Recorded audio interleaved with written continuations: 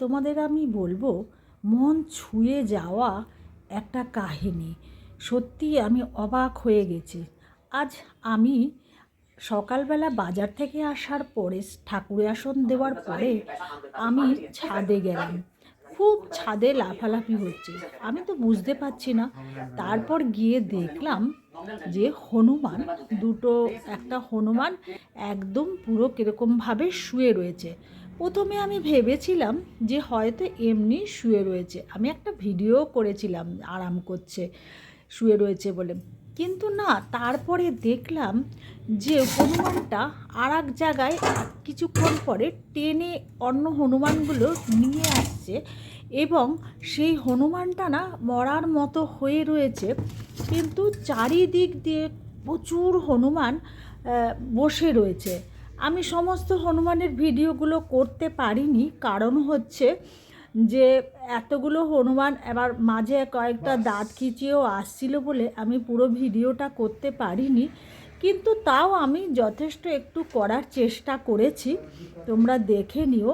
সত্যি আমার মানে পশু প্রাণীদের মধ্যে এই রকম দেখে আমার মনটা সত্যি ছুঁয়ে গেল।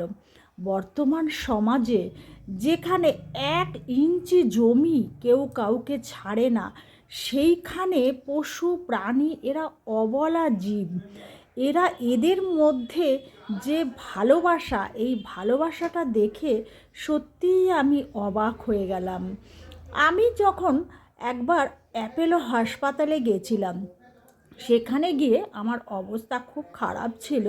আমার অপারেশনের পরে আমার ব্যান্ডেজ ছিল হাতে, কিন্তু জানো বন্ধুরা, মেট্রোর মধ্যে সমস্ত লোক কিছু যারা দেখছিল, তারা কিন্তু শুধু দেখলই যে আমার হাতে একটা এরকম ব্যান্ডেজ করা, কেউ একটা ফোঁটা জায়গা ছাড়েনি।